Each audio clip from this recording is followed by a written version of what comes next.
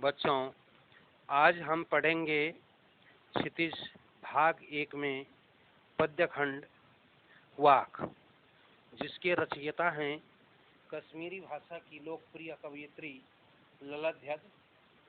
ललध्यद का जन्म कश्मीर स्थित पामपोर के शिवपुरा गांव में लगभग 1320 ईस्वी में हुआ था। उनके जीवन के विषय में कोई प्रामाणिक जानकारी नहीं मिलती।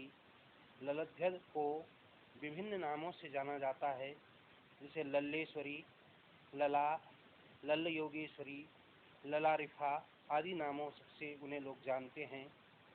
इनकी मृत्यु लगभग 1391 के आसपास मानी जाती है। ललध्यद की काव्य शैली को वाक कहा जाता है। जिस प्रकार हम सामान्य तौर पर हिंदी में कबीर के दोहे, तुलसी की चौपाई, मीरा के पद, रसकान के सवैये को जानते हैं, उसी प्रकार ललध्यद के वाक भी प्रसिद्ध हैं।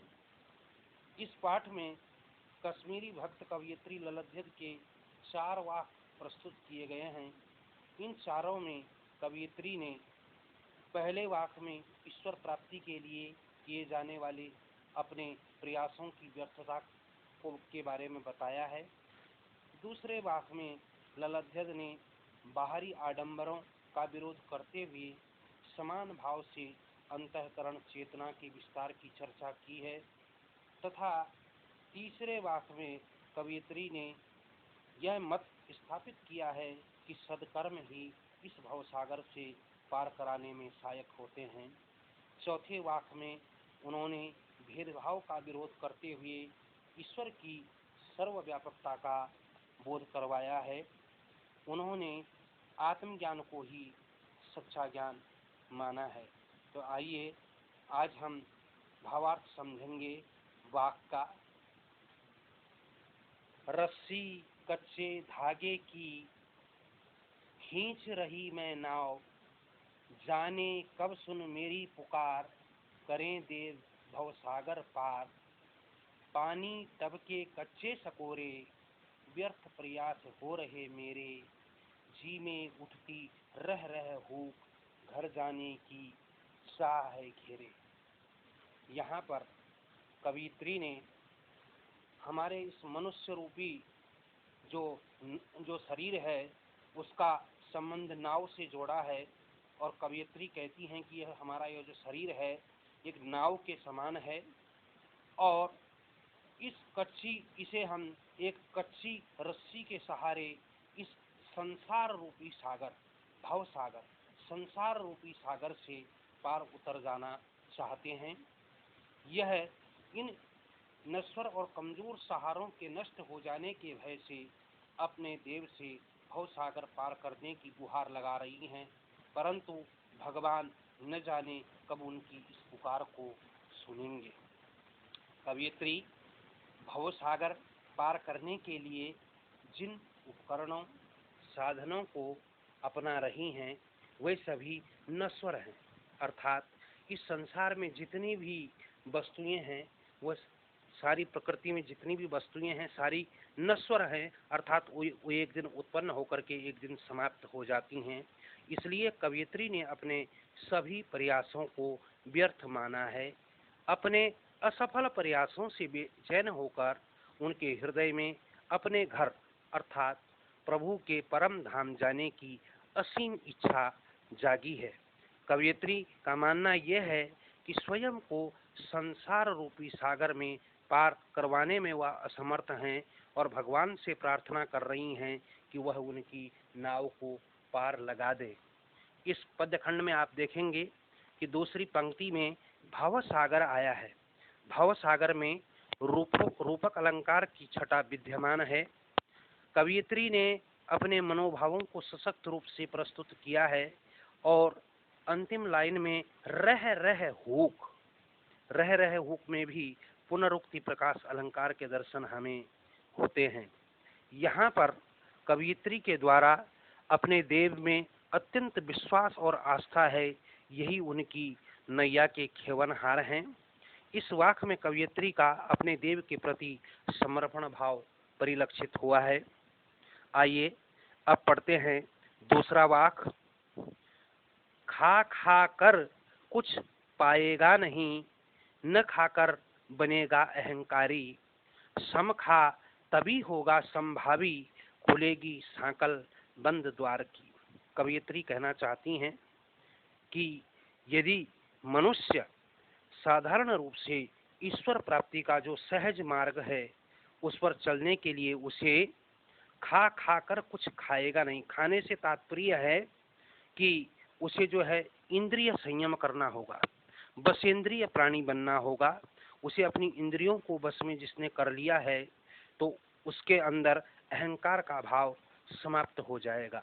कभी कभी कबीरदास ने भी कहा है कि जब तक हमारे मन में अहंकार है तब तक हमें ईश्वर के दर्शन नहीं हो सकते। जब मैं था तब हरि नहीं, अब हरि है मैं नाही। तो उसी प्रकार कवयित्री का भी भाव है कि जब हम बसेंद्रिय बनेंगे, अपनी इंद्रियों का निग्रह करेंगे, तो हमारे मन में अहंकार का भाव समाप्त हो जाएगा और तब प्राणी सम खा तभी होगा संभावी।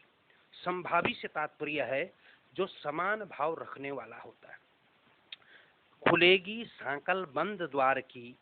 कवयित्री कहती है कि यदि व्यक्ति समान भाव से इंद्रिय निग्रह करते हुए प्रभु का ध्यान करेगा तो निश्चित ही उसके मन की जो समत्व की भावना है उसके कारण उसका मन इन विषय विकारों से सर्वथा मुक्त हो जाएगा और उसके लिए भगवान के यहाँ जाने का जो रास्ता है, भगवान ईश्वर प्राप्ति का जो मार्ग है वह सहजता से उसे प्राप्त हो जाएगा।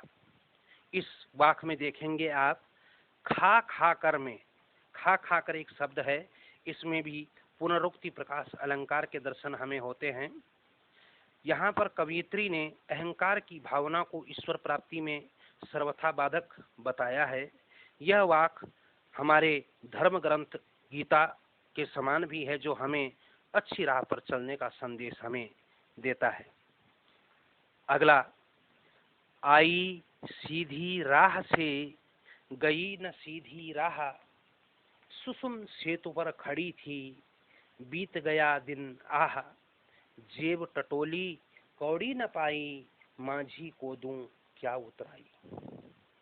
यहाँ पर कवयित्री ललध्यत कहती हैं कि जब उनका आगमन इस संसार में हुआ तो वो भगवान के यहाँ से सीधे और सरल और स्वाभाविक भाव से इस धराधाम पर पहुंची, लेकिन जब वे संसार में आकर के जब कोई भी प्राणी जब जन्म लेता है तो उस समय वह अबोध होता है और जन्म लेने के पश्चात वह इन सांसारिक भोग विलासों में, विषय वासनाओं में उलझ करके रह जाता है। तो यहाँ पर भी कवयित्री ने यही बताने का प्रयास किया है कि संसार में आकर के सांसारिकता में उलझ करके व्यक्ति अपने मुख्य जो उसके जीवन का लक्ष्य है उसे भूल जाता है। सुसुम सेतु पर खड़ी थी बीत गया दिन आह। हमारे शरीर में इंगला, पिंगला और सुषुम्ना 3 नाड़ियां होती हैं, क्योंकि यह पूरी सृष्टि त्रिगुणात्मक है। 3 गुण हैं, गुण भी 3 हैं, सतोगुण, तमोगुण, रजोगुण। इस प्रकार से नाड़ियां भी 3 हैं, रोग भी 3 हैं, वात, पित्त, कफ। और इस प्रकार से देव भी हमारी सृष्टि में 3 ही हैं, ब्रह्मा, विष्णु और महेश। इस प्रकार से कि इंगला, पिंगला और सुषुम्ना नाड़ी, सुषुम्ना नाड़ी जो होती है हमारी नासिका के मध्य भाग में स्थित होती है और जब कोई भी विचार हमारे मनोमस्तिष्क से निकलते हैं तो वो सुषुम्ना नाड़ी से टकरा करके आगे निकलते हैं। तो यहाँ पर कवयित्री का तात्पर्य है कि सुषुम सेतु पर खड़ी थी बीत गया दिन आह, दिन आह, दिन व्यतीत होने से तात्पर्य क्या है कि उसके जीवन का जो समय है वो समाप्त हो चुका है। जेब टटोली कौड़ी न पाई, जेब टटोली कौड़ी न पाई माझी को दूं क्या उतराई। कवयित्री कहती हैं कि अब जब समय व्यतीत हो गया है तो बड़े ही दुविधाग्रस्त हो गई हैं और उन्हें इस तरह में जीवन में जो उनकी सत्कर्मों की जो पूंजी थी उन्होंने कुछ भी सत्कर्म रूपी पूंजी एकत्रित नहीं कर सकी और इसके परिणाम स्वरूप उन्हें भव सागर अर्थात इस संसार रूपी सागर से पार करते समय जो मांझी है, मांझी बताया गया है ईश्वर के लिए कि ईश्वर जो उनकी इस जीवन रूपी नौका का खेवटहार है, उसके लिए कहा गया है कि माझी रूपी ईश्वर को मेहनताना देने के लिए अर्थात सदकर्म रूपी कोई भी पूंजी अब उनके पास नहीं है, तो वो लाचार हैं। अर्थात कहने का तात्पर्य यह है कि व्यक्ति का जीवन बड़ा अमूल्य है, मानव जीवन बड़े सदकर्मों के परिणाम स्वरूप हमें प्राप्त होता है और हमें मानव जीवन में हमेशा सदकर्मों की पूंजी एकत्रित करनी चाहिए। यहाँ पर कौड़ी, कौड़ी एक शब्द है जो कि सदकर्मों का प्रतीक है। मांझी शब्द ईश्वर का प्रतीक माना गया है। यहाँ पर कवयित्री के द्वारा सरल, सहज और सुबोध अभिव्यक्ति का प्रयोग किया गया है।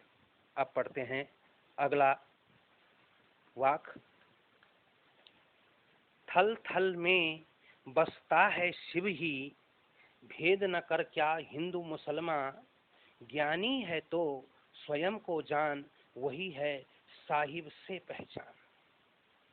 ईश्वर सर्व अंतर्यामी है, सर्वत्र विद्यमान है और उसी ईश्वर को शिव भी हम कहते हैं।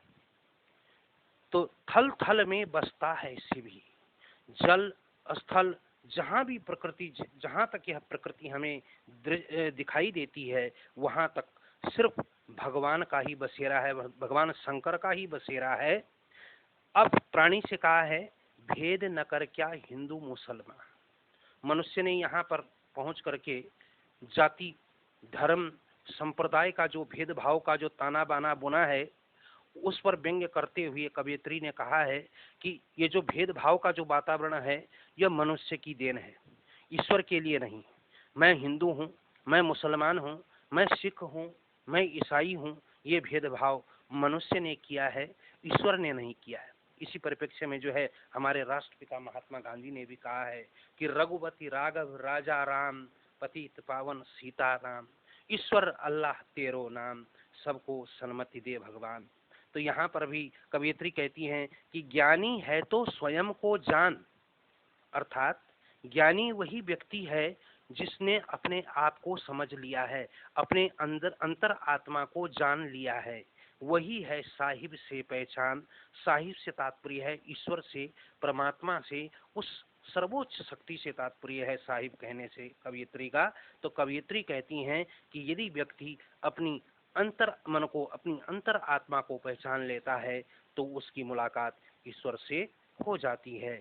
इसीलिए साधक को चाहिए कि वो भगवान के आधार पर किसी भी प्रकार का भेदभाव न करे और सभी प्राणी मात्र को एक समान समझे, क्योंकि सारे प्राणी ईश्वर की ही संतान हैं और उसे ईश्वर को पाने के लिए हमें सबसे पहले अपनी अंतर आत्मा की पहचान करनी चाहिए।